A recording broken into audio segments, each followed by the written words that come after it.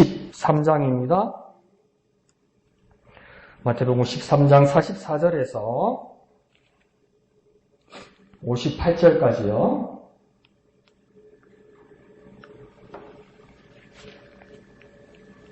자, 14절에서 58절까지 다 같이 한 음성으로 읽겠습니다. 시작. 천국은 마치 밭에 감추인 보화와 같으니 사람이 이를 발견한 후 숨겨두고 기뻐하며 돌아가서 자기의 소유를 다 팔아 그 밭을 사느니라. 또 천국은 마치 좋은 진주를 구하는 장사와 같으니 극히 값진 진주 하나를 발견하며 가서 자기의 소유를 다 팔아 그 진주를 사느니라.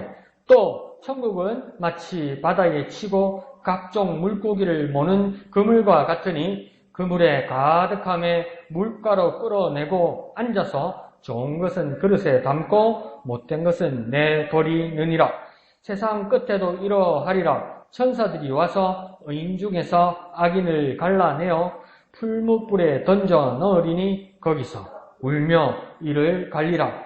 이 모든 것을 깨달았느냐 하시니 대답하되 그러하오이다. 예수께서 이르시되 그러므로 천국의 제자된 서기관마다 마치 새 것과 옛 것을 그 곳간에서 내오는 집주인과 같으니라. 예수께서 이 모든 비유를 마치신 후에 그곳을 떠나서 고향으로 돌아가사 그들의 회당에서 가르치시니 그들이 놀라 이르되 이 사람의 지혜와 이런 능력이 어디서 났느냐? 이는 그 목수의 아들 아니냐? 그 어머니는 마리아, 그 형제들은 야고보, 요셉, 시몬, 유다라 하지 않느냐? 그 누이들은 다 우리와 함께 있지 아니하냐? 그런즉 이 사람의 이 모든 것이 어디서 났느냐 하고 예수를 배척한지라. 예수께서 그들에게 말씀하시되 선지자가 자기 고향과 자기 집 외에는 존경을 받지 않음이 없느니라 하시고 그들이 믿지 않음으로 말미암아 거기서 많은 능력을 행하지 아니하시니라. 아멘. 마치니까 아멘은 해야 되는데 참 그렇다. 그죠? 사람들이. 예수님이 상당히 의욕을 가지고 말씀하셨고 천국의 비밀까지 다 밝혀주셨는데 마지막은 배척을 당하십니다. 배척을 당하는데 배척도 딴 것이 아니고 고향에서 그런다는 거예요. 다 뻔히 아는 사람인데 그런다는 거죠. 그러니까 한편으로는 그것도 이해가 가요. 그 침례요한이 이제 옥에 갇혀 있고 예수님께서 드디어 이제 사역을 시작하실 때 침례요한이 자기 제자를 보내서 예수님한테 물어보라고 그러잖아요. 오실 그이가 당신입니까? 안 그러면 우리가 다른 일을 기다릴까요? 이렇게 이야기하잖아요. 근데 예수님께서 너희 선생에게 가서 말하라. 가난한 자에게 복음이 전파되고 많은 아팠던 사람들, 장애인들이 고침을 받는다고 그렇게 말하라. 이렇게 말하잖아요. 그게 아주 그냥 우리 글로 읽으면 그렇지만 어떤 부분에서는 예수님의 감정이 드러나죠. 그리고 침례요한은 왜 그걸 한번 흔들리면서 물어봤을까? 왜 물어봤을까? 이렇게 생각해 보니까 침례요한이 남이 아니거든요. 누가복음 앞에서 보면 침례요한과 예수님 사이가 남이 아니고요. 가만히 보면 침례요한과 예수님 사이는 뭡니까? 이정사촌이에요. 그죠? 그러니까 엘리사벳이 마리아의 그 친척 언니뻘 되는 사람이라고 그랬잖아요. 그리고 침례요한이 또 6개월 먼저 났단 말이에요. 그 빤히 아는 사람이란 말이에요. 그 아는 사람이 내 사촌이? 내 동생이? 시원하고? 마음이 안 흔들리겠습니까? 근데 그런 대우를 받는 주님의 마음이 얼마나 속상했겠습니까? 여기서도 그런 모습이 나타나는 것이죠. 그 앞에는 예수님께서 지금 뭘 말씀하고 있냐면 오늘 본문 44절부터는 천국에 관한 여러 가지 비유들을 말합니다. 그러면서 예수님께서 뭐냐면 천국은 이렇게 말씀 시작하면서 무엇이다 이러면서 여러 번, 한 서너 번 이렇게 말씀합니다. 그런데 천국은 무엇이다 이렇게 비유를 말씀하지만 천국은 무엇이라고 꼭 딱 떨어지게 말하는 건 한 번밖에 없습니다. 천국은 무엇이라고 말씀하지만 무엇과 같다는 뜻도 있고요. 두 번째는요. 천국에서 어떤 일이 일어난다는 것도 있고요. 세 번째는요. 천국에 합당한 사람은 무엇을 해야 된다는 말도 같이 있는 겁니다. 그러니까 천국은 무엇과 같고 천국에는 어떤 일이 일어날 것이고 그 다음 천국에 합당한 사람은 어떻게 살아야 할지를 비유로 말씀하신 것입니다. 그러니 오늘 이 말씀을 통해서 우리가 깨달아야 할 것은 천국은 무엇이고 과연 천국에서 어떤 일이 일어나는 것이고 그리고 천국에 합당한 사람으로서 나는 무엇을 해야 되는지를 발견하면 되는 것입니다. 그래서 첫 번째는 44절에 먼저 천국은 밭에 감추인 보화와 같다 이렇게 말합니다. 그리고 밭에 감추인 보화를 어떤 사람이 발견했다고 이야기합니다. 그러니까 발견한 것은 우연이나 사고 같은 사건이지 이 사람이 노력하거나 여기에 밭에 그 무엇이 있을 거라고 기대한 것이 아닙니다. 무심코 우연히 이 보화가 묻힌 것을 발견한 겁니다. 그래서 이 밭을 사려고 하는 거예요. 그런데 이거 잘 이해해야 되는 게 요즘 같으면 어디에 무엇을 발견했다, 무엇을 주었다 이래서 내 거라고 가지면 큰일 납니다. 잡혀갑니다. 신고하고 주인 찾아줘야 됩니다. 그러면 목사님 이 사람은 왜 그럽니까? 이 사람 나쁜 사람 아닙니까? 그게 아니고요. 그 시대의 문화와 그 시대의 법이 다르단 말이에요. 그러니까 이 당시 예수님께서 말씀하실 때 이 상황은 어떤 상황이냐면 이 당시에 이스라엘은 그 주위에 전쟁이 정말 많았단 말이에요. 그러니까 여기가 내 땅이다, 내 집이다 해도 여기서 가만히 있을 수가 없었어요. 전쟁이 나면 피난을 가야 되기도 했고요. 어떨 때는 억지로 포로로 끌려가기도 했단 말이에요. 그러면 끌려가거나 피난을 가야 될 때 요즘처럼 뭐 스마트폰 하나 가지고 가서 인터넷 뱅킹하면 되는 게 아니고 내 금은 보화 돈을 뭡니까? 다 가지고 갈 수가 없는 거예요. 그러면 뭡니까? 여기다가 땅에 묻어놓고 가는 거예요. 그런데 그게 돌아오는 게 뜻대로 안 되는 경우가 많잖아요. 묻어둔 주인이 돌아오지 못하는 경우도 있고 후손들이 그것을 알지 못해서 엄마 아빠의 땅을 찾아가지 못하는 수도 있고 그래서 주인 없는 보물이 될 때도 있고 보화가 될 때도 있다는 거예요. 그런 일들이 참 많았다는 거예요. 그러면 이 일들을 어떻게 해야 될까? 이거 참 곤란하더라고요. 그러니까 저희 아버지의 큰 할아버지 되는 큰 아버지 되는 분이 중국 연변에 사는 사람들이 들어있더라고요. 그래서 자꾸 그때 노태우 대통령 때입니까? 김영삼 대통령 때입니까? 그 중국 동포들 이쪽으로 많이 넘어왔잖아요. 그러면서 여기 일하러도 왔지만 그거 기억납니까? 약 팔러 많이 왔잖아.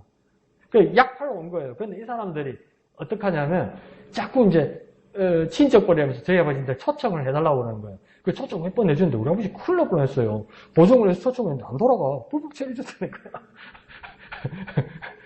그래도 그렇게 간절한데 어떻게 해요? 초청을 했는데 한 번은 어떤 일이 있었냐면 이분이 그러니까 시민권이 중국 시민권자들이죠. 다. 그죠? 조상이 조선 사람들이더라도. 근데 자기 옛날에 할아버지 때 사람들이 밀양 어디 의령 어디 산다 이 말이에요. 예? 그러니까 옛날 어디 막 공식적인 문서 안에 땅 문서를 가져가지고 그 땅 찾으러 온 거예요. 그럼 땅 줄 수 있습니까? 못 주죠. 줄 수 없는 거예요. 그러니까 그걸 사람을 참 곤란하게 했던 그 일들이 있어요. 그런데 뭐냐면 정한 거죠. 우리나라 법도 뭡니까? 옛날에 땅 문서 가지고 이 땅을 가질 수 없다는 거죠. 그런데 지금 이스라엘 상황에서는 이걸 어떻게 정해야 될까? 이 땅만이 문제가 아니라 땅 속에 있는 이 보화들, 보물들, 돈들을 어떻게 해야 될까 할 때 누가 나섰냐면 랍비들, 유대교 선생들이 나타나서 뭐냐면 법을 정하자 이렇게 얘기한 거예요. 그러니까 정확하게 주인을 찾을 수 없는 일이니까 요즘 우리나라 같은 거 뭡니까? 국고로 넣어버리겠죠. 그런데 그 당시에는 그럴 수 없으니까 이 땅을 산 사람이 다 가지는 걸로. 그렇게 법으로 정해져 있는 겁니다. 그래서 이걸 가질 수 있는 거죠. 그래서 우연히 지나가다가 땅 찾다가 보니까 얘한테 보니까 뭐가 있어. 보화가 있어. 그러니까 훅 덮어놓고 후딱 집에 가가지고 다 팔아가지고 이 땅값만 가지고 샀는데 이 땅 안에 있는 보화까지 다 가지게 됐다 이 말입니다. 그걸 전문 용어로요 재수 이러죠. 그러면 천국은 무슨 상관이냐? 천국은 이처럼 재수 이렇게 말하지 말고 천국은 이처럼 내가 노력해서 들어가는 것이 아니다 이 말입니다. 내가 번 게 아니죠 이 보화가. 내가 모은 게 아니죠. 근데 내가 노력해서 들어가는 것이 천국이 아니라는 겁니다. 이는 뭘 말하는 거냐면 마치 세상에서 볼 때는 우연처럼 재수처럼 보일지라도 나의 의지가 전혀 없는 그래서 우리는 천국에 어떻게 들어간다고 이야기합니까? 은혜로 들어간단 말이에요. 이 은혜는 나의 공로로 들어가는 것이 아니라 다른 분의 공로, 다른 분의 은혜로 들어가는데 우리는 뭡니까? 그 예수 그리스도의 생명의 은혜로 들어간다는 거예요. 그러니까 천국이 보화와 같다면 이 보화는 무엇입니까? 예수 그리스도의 생명이란 말이에요. 예수 그리스도의 공로와 희생이란 말이에요. 그 은혜로 들어가는 것이 천국이라는 것을 말하기 위해서 말하는 겁니다. 그러니까 다시 다르게 생각해 보면 많은 사람들은 이 밭을 지나쳐 버린다는 거예요. 그러니까 무시하면 발견하지도 못하고 가지지도 못하는 게 천국이에요. 은혜로 들어가는 것이 맞지만 무시하면 가지지도 못하고 들어가지도 못하는 겁니다. 그러니까 천국은요, 마치 뭐가 같다고 이야기하는 거냐면 천국은 은혜로 발견하고 은혜로 들어가는 겁니다. 천국은요, 은혜로 발견하고 은혜로 들어가는 겁니다. 한번 해볼까요? 천국은 은혜로 발견하고 은혜로 들어가는 것이다. 천국은 은혜로 발견하고 은혜로 들어가는 것이다. 그러니까 은혜 이러면 이야기하니까 은혜가 뭐고 또 이래 되는 거죠. 그러니까 아무 생각도 안 나고 또 강 목사 말에 못된 말만 생각나죠. 은혜로 들어가는 게 뭐가 제수로 이러지 말고 그러니까 그 은혜가 뭡니까? 예수 그리스도의 은혜로, 예수 그리스도의 공로, 그것이 무엇입니까? 우리에게 은혜라 이 말입니다. 내게 아니라는 것이죠.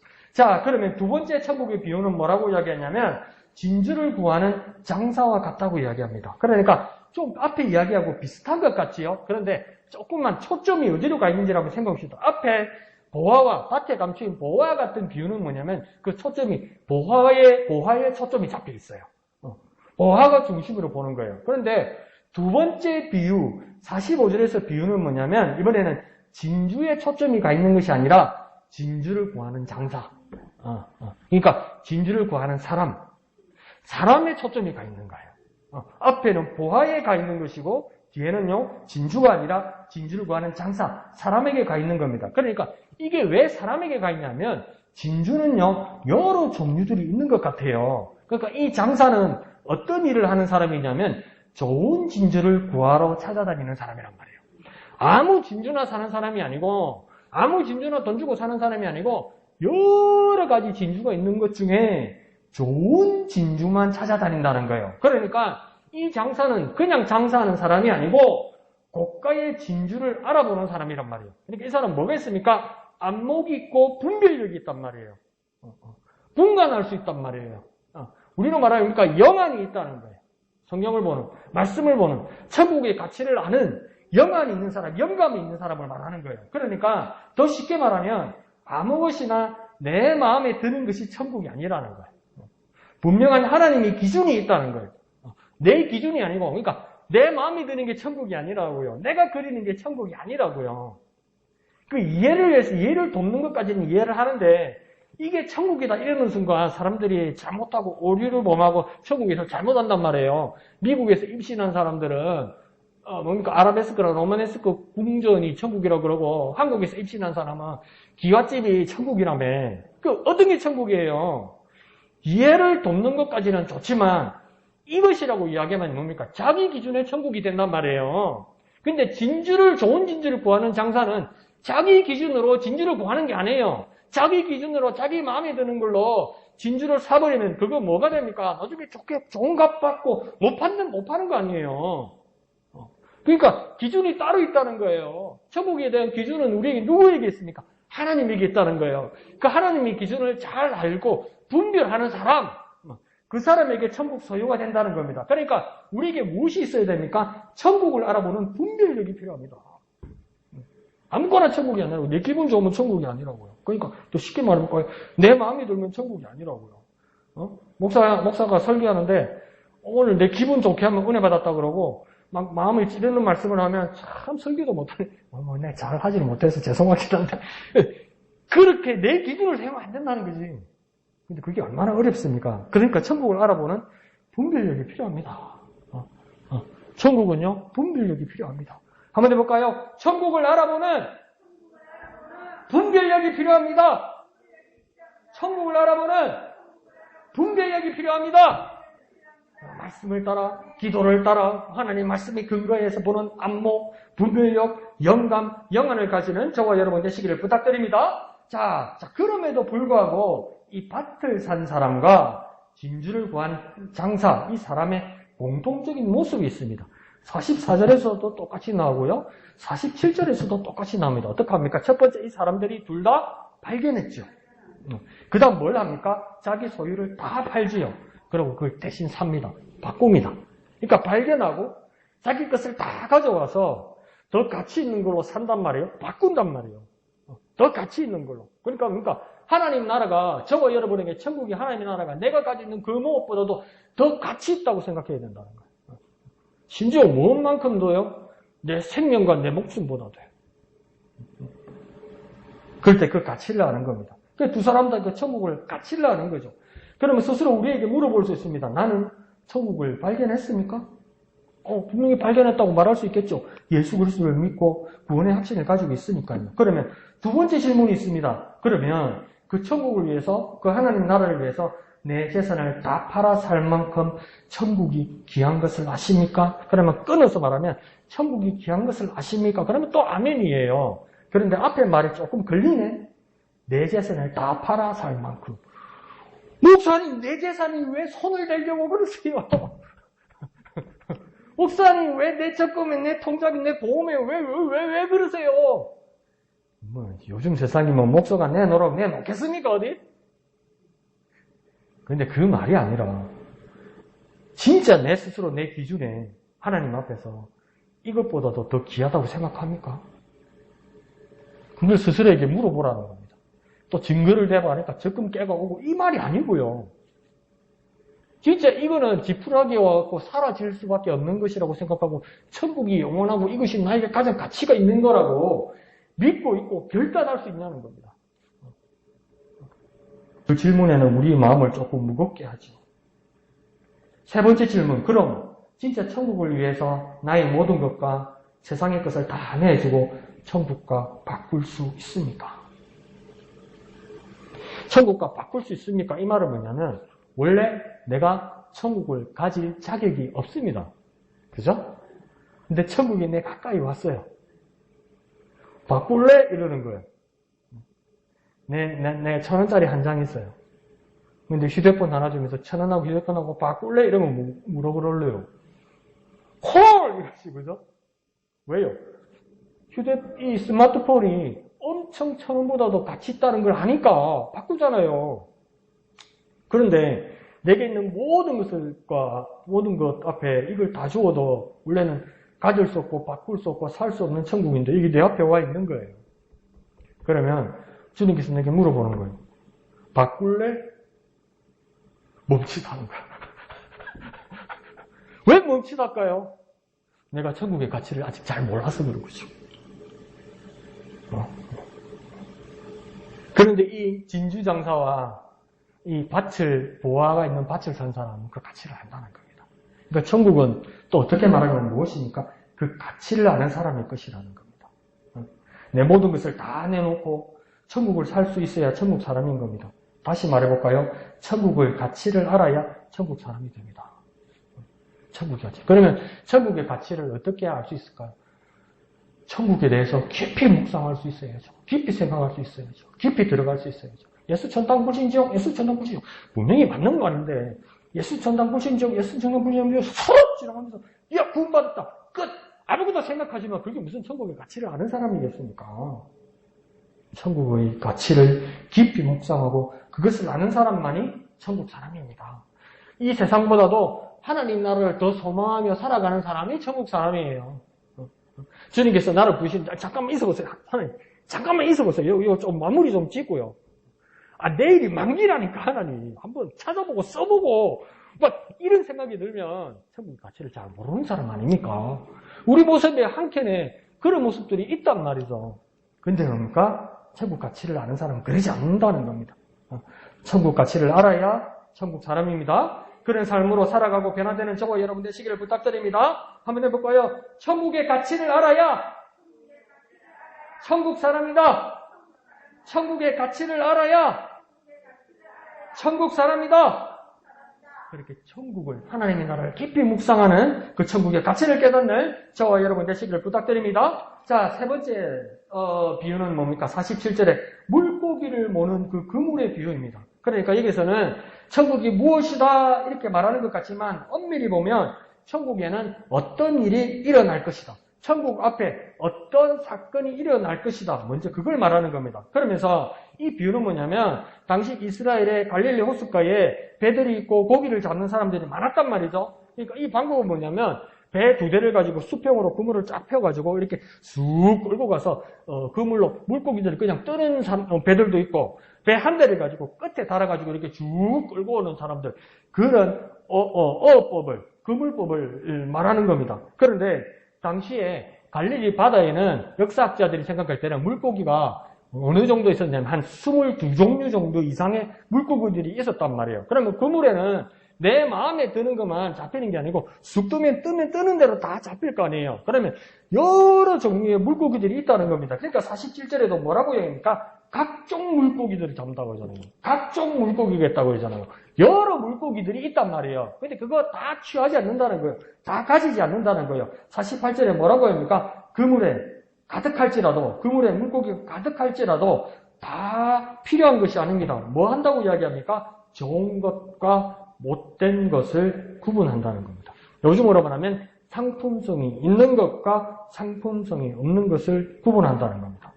그러니까 여기서 보면 그물 그 자체가 천국이 아니죠.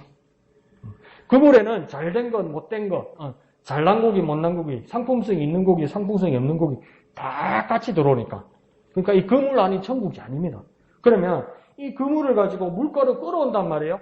물가를 끌어왔을 때 이 물가가 천국입니까? 물가도 천국이 아니라는 겁니다. 또 엄밀히 가만히 생각해 보면 이 물가는요, 마지막 심판대와 같은 겁니다. 물가에 끌고 와서 구분하니까요. 그물을 풀어서. 그래서 뭔가 거기서 물가에서 담을 것과 내버릴 것을 갈라내는 겁니다. 그래서 49절에서 뭐랍니까? 이 일이 세상 끝에 일어난다 이럽니다. 그러니까 물가는 뭘 말하는 거냐면 세상 끝에 천국이 완성되고 분리되는 갈림길이라는 겁니다. 갈라내어서 말하는 것처럼 의인에게는 구원이고 악인에게는 격리가 되는 그 현장이 된다는 거예요. 그러니까 거기가 어디입니까? 심판대가 되겠죠. 그런데 이 일을 누가 한다고 이야기합니까? 49절에 천사들이 와서 한다고 그러죠. 분별하고 판단하고 수행하고 집행한다는 겁니다. 그러니까 가만히 보니까 마지막 때에 수수구처럼 일하는 자가 누구처럼 보입니까? 천사들인 거예요. 오늘 금요일 아침에 큐티에서 보신 분들은 알겠지만 13장 38절에서 39절에도 우리는 수요일날 큐티할 때는 뭐라고 그랬습니까? 주수꾼이 사람인지 천사인지 잘 모르겠다고 이야기했잖아요. 그런데 예수님 13장 39절에서 뭐라고 이야기했냐면 추수 때는 세상의 끝이요 추수꾼은 천사들이라 이렇게 말씀하셨어요. 그리고 오늘 여기서 보는 49절에서도 천사들은 뭘 말하는 겁니까? 앞에 비유에서 추수꾼을 말하는 거죠. 그러니까 이들이 그 일을 한다는 겁니다. 근데 신천지에서는 추수꾼이 자기들 사람들이라고 이야기하잖아요. 그런데 이제 바로 잡는 기성교회에서 추수꾼은 사람들이 아니고 이거 봐라 39절에 천사들이라면 또 해석 잘합니다. 그 사람들. 천사와 같은 사람들이라고 진짜 할 말 없게 하죠. 근데 우리는 말씀 그대로 보면 천사가 일을 다 수행하고 심판하고 분별하고 격리해낸다는 겁니다. 그러면 왜 밭의 보화와 그 다음 진주장사처럼 이렇게 은혜로운 것을 말씀하셨다가 이 세 번째 비유에서는 그물에서 이렇게 골라내는 것을 말씀하셨을까요? 앞에 말한 밭에 감추인 보화는 우연히 발견하는 거고 진주장사도 운 좋게 발견해서 천국을 가지니까 우리가 어떤 생각을 하게 되냐면 오직 은혜 이러다가 잘못 생각하면 아무나 그렇게 쉽게 대강대강 갈 수 있는 것이 천국이라고 우리가 착각할 때가 있다는 겁니다. 그러니까 오늘 그물에 비유해서 뭐라고 얘기했냐면 그런 게 아니라고 경고하고 환기하는 겁니다. 분명히 뭐라고 말했냐면 엄중하게 분명하게 갈라내어서 담기는 사람이 있고 내버려지는 심판의 사람이 따로 있다는 겁니다. 그러니까 이 말은요, 천국은 귀하고 아름답고 영광스럽고 거룩한 곳이기 때문에 아무나 다 그냥 가는 것이 아니라는 거예요. 합당한 사람이 있고 합당하지 못한 사람이 있다는 겁니다. 그것을 구분해내는 것이 심판하는 것이고 그 일을 수행하는 것이 주수꾼과 같은 천사들인데 이들은 천사들이기 때문에 뭡니까? 인맥이 없죠. 친척 관계도 아니죠. 냉정하게 하나님의 말씀을 따라 구분하는 자들이라는 거예요. 천국 앞에서 그런 일이 일어난다는 겁니다. 그래 여기서 예수님께서 무엇을 경고하고 무엇을 항기하는 거냐면 앞에 말하는 두 비유와는 다르게 또 다른 분위기로 예수님 천국에 대해서 뭐라고 말하는 거냐면 아무나 못 간다. 어쩌면 이대로는 못 간다. 합당한 사람만 가는 거다. 이렇게 말씀하시는 거예요. 우리에게도 그런 경고와 항기와 다시 우리 모습을 새롭게 하는 우리 자세가 필요한 겁니다. 천국 아무나 못 가는 거예요. 아무나 못 간다! 이래 놓고 뭡니까? 그런데 예수님이 뭐랬냐면, 나도 이대로는 못 갈 수 있다는 거예요. 그럼 누가 간다는 겁니까? 합당한 사람이 가는 거예요. 분별되어서. 그래서 우리도 그런 합당한 사람이 되도록 주님 앞에 바로 서는 저와 여러분 되시기를 부탁드립니다. 좀 마음이 어렵지만 한번 해봅시다. 아무나 못 간다. 이대로는 못 간다. 말하기 싫죠? 이대로는 못 간다. 합당한 사람만 간다. 이대로는 못 간다니까 그냥 반항을 하시네. 그 넬슨님께서 그렇게 환기하시는 겁니다. 아무나 못 간다. 이대로는 못 간다. 오직 합당한 사람만 가는 것이다. 그렇게 심판하고 분별하실 거라고 말씀하는 겁니다. 자, 그러면서 이번에는 어떤 사람이 그러면 어떤 사람이 천국에 합당한 사람이냐? 합당한 사람은 천국에 간다면 어떤 사람이 합당한 사람이냐? 그걸 예수님께서 네 번째로 또 말씀합니다. 그것이 52절에요. 새 것과 옛 것을 그 곳간에서 내오는 집주인과 같은 사람이 천국에 합당한 사람이다 이 말이에요. 그게 무슨 말일까요? 첫 번째, 새 것과 옛 것을 구분할 줄 알아야 되겠죠. 분별할 줄 알아야 되겠죠. 그러니까 새 것과 옛 것 이러니까 막 사람들도 혼란스럽고 이걸 뭐라 말해야 될까 이러니까 많은 사람들이 우리에게 뭐라고 가르쳤냐면 옛 것과 새 것과 옛 것이니까 옛 것은 구약이고 새 것은 신약이라고 그러더라고요. 그러면 큰일인데요. 성경 전체를 알아야 되는데 성경 전체는 큰일. 성경 순서도 잘 모르는데 큰일이네요. 그럼 이것 말고 옛 것과 새 것은 무엇을 뜻하는 것일 수 있을까요? 하나님께서 이미 약속하시고 그 약속을 따라 성취한 것에 대해서 잘 파악하고 있는 사람이 구분하고 분별하는 사람입니다. 하나님의 약속을 알고 있고 그 약속을 성취하시는 하나님의 모습을 잘 알고 있어야 돼요. 하나님이 무엇을 우리에게 약속하셨고 그 약속을 따라 무엇을 이루셨는지 아는 사람이 천국에 합당한 사람이라는 겁니다. 그리고 두 번째는 뭐라고 하냐면 그것을 내오는 사람이라고 이야기하죠. 새 것과 옛 것을 곳간에서 내어오는 사람이라고 얘기하잖아요. 그러니까 내어온다는 말은 뭡니까? 곳간에서 내어온다는 거니까 꺼내서 줄 수 있는 사람이라는 거예요. 구분해서 공급하고 전할 수 있는 사람이라는 거예요. 곳간에는 먹을 것을 내오는 거잖아요. 양육할 수 있는 사람이 되어야 된다는 거예요. 다시 말하면요. 말씀으로 가르치고 양육하고 성장하게 하는 사람이 되어야 된다는 겁니다. 지각과 인격과 영성이 건강하고 성숙한 사람이 되어서 나만 자라는 것이 아니라 다른 사람을 자라게 할 수 있도록 내어오고 관리할 수 있고 도와줄 수 있는 사람이 되어야 된다는 거예요. 천국에 합당한 사람은 나만을 위해서 사는 것이 아니라 다른 사람을 살리는 사람이 되어야 되는 거예요.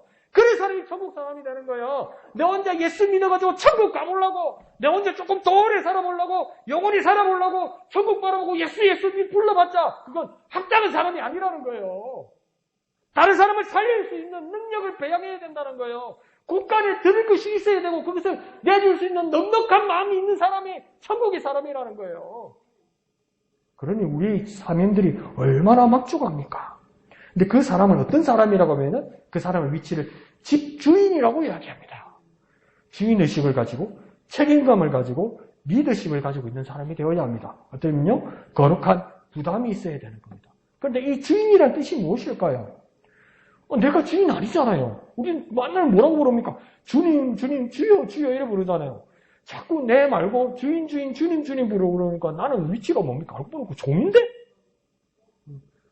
주인 따로 있는데? 이렇게 되잖아요. 그러니까 나는 주인이 아니고 주인은 우리 주님이고 우리 하나님이시잖아요. 그런데 왜 주인이란 말씀을 하셨을까요? 하나님께서요. 우리에게 적극적으로 믿고 의심하지 않고 맡기신다는 겁니다.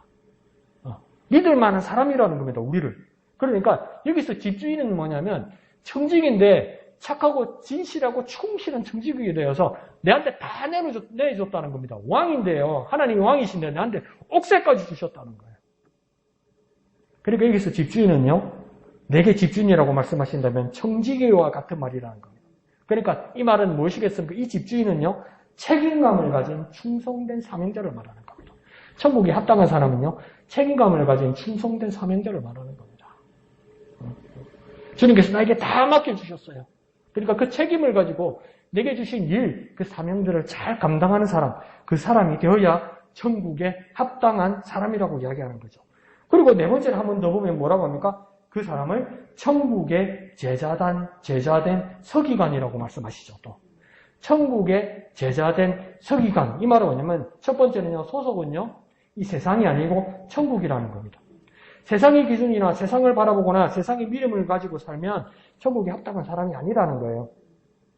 우리의 눈과 우리의 마음과 우리의 소망과 우리의 미래가 천국이 있어야 된다는 겁니다. 그리고 어떤 사람요? 제자된 사람이라는 거예요.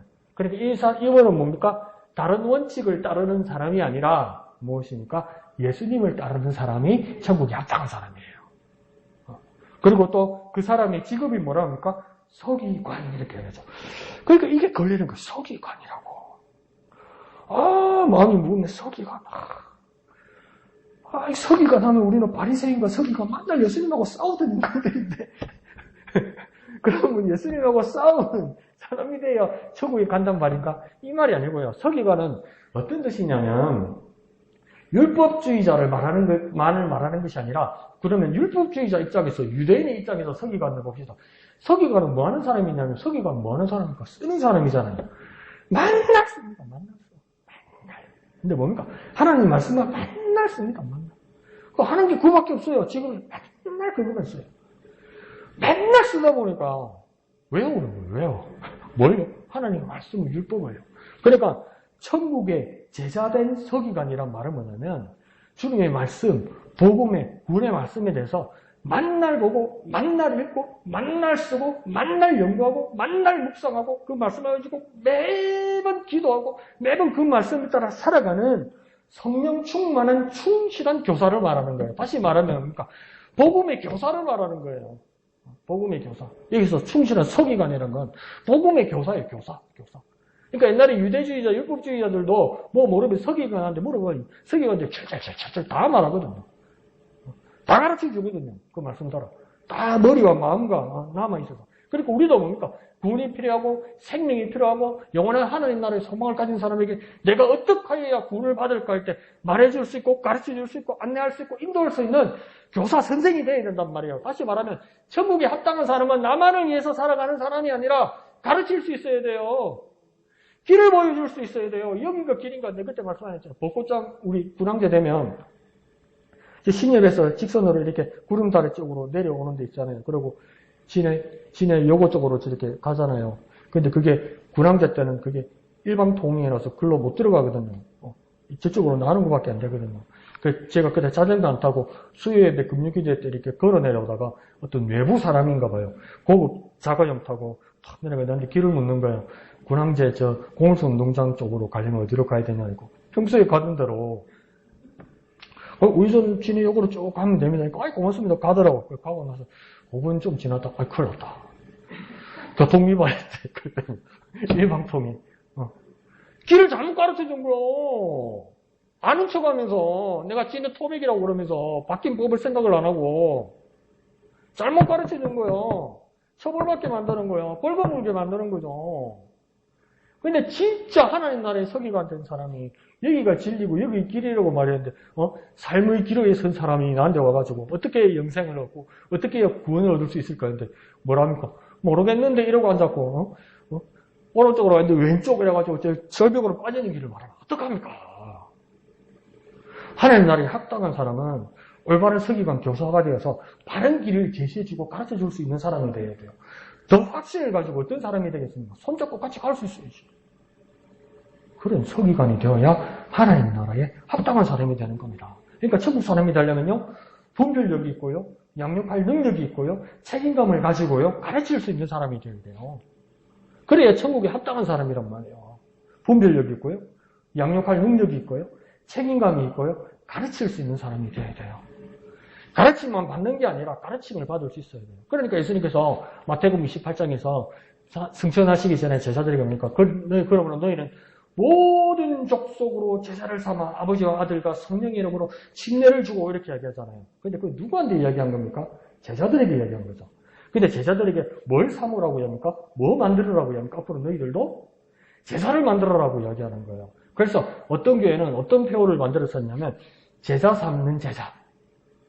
제자가 또 제자를 낳고 제자가 또 제자를 낳고 그러니까 제자는 영원히 제자로 끝나는 것이 아니라 선생이 되어서 제자를 낳을 수 있는 사람이 되어야 되는 거예요. 그래야 하나님 나라가 확장될 거 아닙니까? 하나님 나라가. 그게 천국에 합당한 사람이라고요. 배운 사람이 가르칠 수 있어야 돼요. 이제 양육받은 사람이 이제 먹일 수 있어야 돼요. 그러니까 어머니들은 절실하게 느끼지 않습니까? 어머니들도 어머니들에게서 낳는데 어머니들이 어머니가 되잖아요.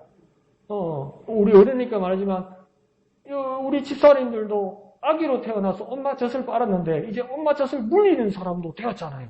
그런 사람이 되어야 된다고요. 아직도 엄마 젖 물고 있을 수 없잖아요. 물리는 사람이 되잖아요. 양육하고 키우는 사람이 되잖아요. 천국 사람은 그와 같은 사람이 되어야 된다 이 말입니다. 그러니 누가 가장 전형입니까? 예수님 같은 사람이 되어야 천국이 전형이 되는 겁니다. 예수님이 무엇을 하셨고 어떻게 하셨고 그것을 따라가면 천국에 합당한 사람이 되는 겁니다. 그렇게 천국에 합당한 사람이 되시기를 부탁드립니다. 그렇게 길을 안내하시고 사람을 키우고 양육하고 제자 삼는 예수님의 제자 되시기를 부탁드립니다. 자, 그러자 마지막에 53절에 이자 예수님께서 다 말씀하시고 고향으로 이제 들어가십니다. 그런데 예수님 고향에 들어가셔서 이해가지 않는 대우를 받으십니다. 54절에 보니까 사람들이 어떻게 반응하냐면 54절에 예수님의 가르침과 지혜와 능력에 대해서 질문합니다. 뭐라고 질문합니까? 54절에 이런 것들이 어디서 났느냐? 56절입니까? 57절입니까? 또 한 번 질문하죠. 이 사람의 모든 것이 어디서 났느냐? 왜 이렇게 질문했을까요? 정말 몰라서 궁금해서 알고 싶어서 질문했을까요? 그 질문하는 이유를 57절에서 분명하게 밝힙니다. 왜 질문했습니까? 예수를 배척하기 위해서요. 진짜 궁금해서 서로 묻고 질문한 것이 아니라 의심하고 부정하고 비웃고 조롱하기 위해서 말한 반어법인 겁니다. 그러니까 이 사람들의 마음에는 이미 확신이 있었습니다. 뭡니까? 이 자기 동네 사람 출신 사람 이 예수를 믿지 않기로 작정한 겁니다. 배척하기로 작정한 겁니다. 그러니까 예수님께서 57절 하반절에 한탄하시면서 뭐라고 말씀하십니까? 선지자가 자기 고향과 자기 집 외에는 존경을 받지 않음이 없느니라. 참 이렇게 써놨다. 존경을 받지 않음이 없느니라. 이 말은 존경을 받는단 말입니까? 못 받는단 말입니까? 좀 생각해야 되죠. 또 쉽게 말하면 고향에서 내가 존경 못 받는다, 배척받는다 이 말이에요, 사실은. 근데 부정어를 몇 번을 반복해서 썼죠. 더 쉽게 말하면 예수님 뭐라고 말하는 거냐면 선지자는 원래 존경받는 사람이다. 선지자는 어느 타양, 어느 곳으로 가도 존경받는다. 그런데 꼭 자기 고향, 자기 집에서만 배척을 받는다고 한탄하시는 겁니다. 그럼 왜 고향 사람들은 예수님을 배척했을까요? 왜 예수님을 배척했을까요?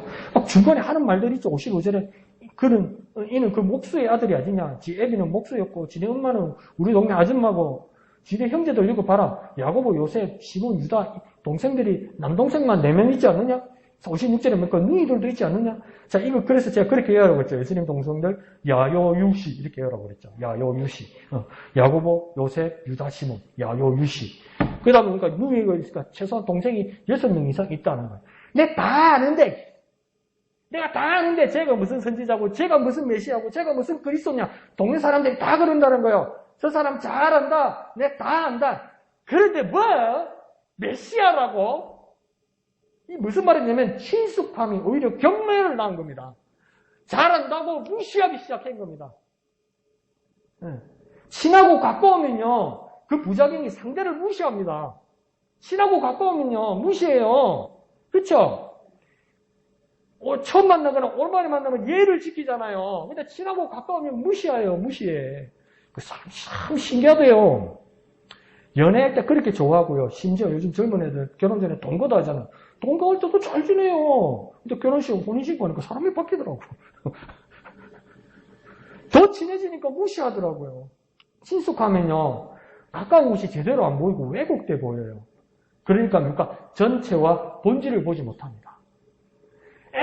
내 가까운 데서 우리 동네에서 낳고 내 아는 아줌마고 지네 아버지 목수밖에 안 되고 요 가까운 거밖에 안 보이는 거예요. 그러니까 이게 왜곡되는 거예요. 그러니까 이 예수란 사나이가 어떤 큰 거대한 하나님 일을 위해서 나타나는지 보고 싶지 않은 거예요. 친숙해지면. 그리고 친숙하면요. 너무 흔해요. 너무 쉬워요.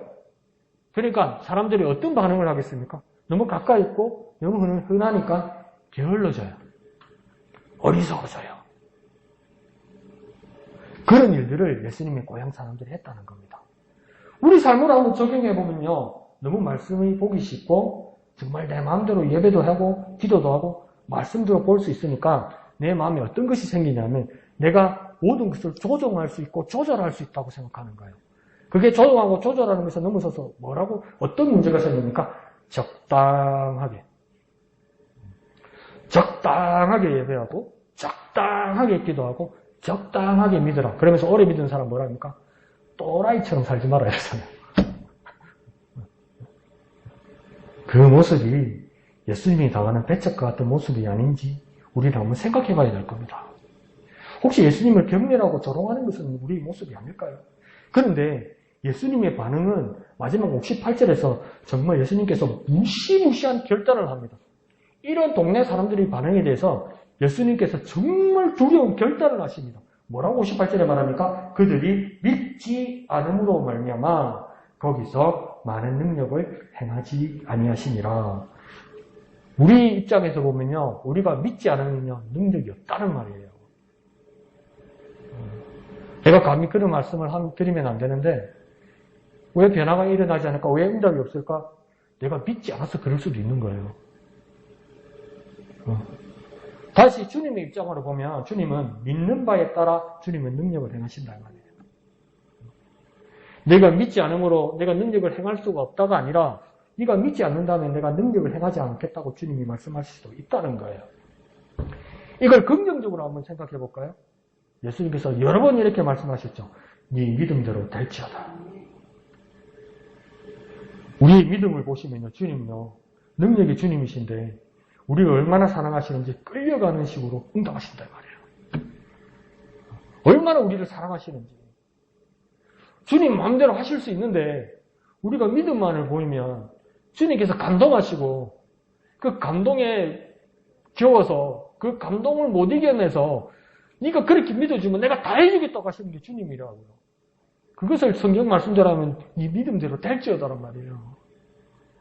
내가 믿어서 능력을 나타내는 게 아닌데 사실은 내가 믿음 하나 보이고 주님을 신뢰하고 주님을 의지하는 걸 보이니까 제가 믿음으로 날 의지하는데 내가 이제 죄를 안 도와주면 저 사람은 어떻게 하냐는 말이에요. 주님이 그렇게 역사하신다는 거예요. 그렇게까지 주님께서 마음이 열려 있다는 거예요. 그러니 주님은 내게 어떤 분입니까? 정말 귀한 주님입니다. 그 주님을 믿고 사모할 때 능력의 삶을 살 수 있는 겁니다. 그 천국의 삶을 살 수 있는 겁니다. 그럼 주님 뭐라고 얘기합니까? 천국의 삶과 안 천국의 삶의 차이가 뭡니까?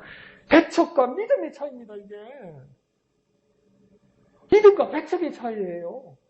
천국에 합당한 사람과 천국에 합당하지 않는 사람의 차이는 뭐냐면 믿음을 가진 사람과 배척하는 사람의 차이입니다. 근데 사람의 근성은 정말 친하면, 정말 가까우면, 정말 쉬우면 그걸 귀한 줄 모르고 배척한다는 거예요. 그게 사람의 습성이라는 거예요. 근데 그게 대한 결과와 예수님의 반응은 뭐냐면 믿지 않으면 믿지 않은 만큼 능력이 나타나지 않는다는 거예요. 근데 주님의 근본 마음은 뭐냐면 네 믿음대로 될지어다라니까. 네가 믿기만 하면 내가 감동 겪고 네가 너무 사랑스러워서 네 것 다 해줄게. 그게 주님의 마음이라고요. 그러므로 우리 믿음으로 천국에 합당한 사람이 되기를 원합니다. 배척은 생각도 하지 말고요. 우리가 방심하지 말고 주님을 가볍게 생각하지 말고 정말 믿음이 노련해지면 얼마나 무서우냐면요. 나중에 주님을 경멸하고 주님을 조롱하고까지 있다니까요. 야, 나도 옛날에 그래 믿어봤다. 나도 옛날에 미친 듯이 기도해봤다. 그러면 목만 보고 그 다음날 피곤하기만 하다. 적당하게 해라. 그게 경멸하고 조롱하는 거 아닙니까? 주님을 배척하는 거 아닙니까? 그 사람은 왜 밤새워서 목이 터져라고 기도하고 있습니까? 간절한 무엇가 있는 거 아니에요. 간절한 무엇 때문에 믿음을 주님께 보이는 거 아니에요. 믿음으로 천국 가고요. 배척으로 심판받는 겁니다. 그러므로 믿음으로 천국의 삶을 사는 하나님 나라에 합당한 삶을 사는 저와 여러분 되시기를 부탁드립니다. 한번 해볼까요? 믿음으로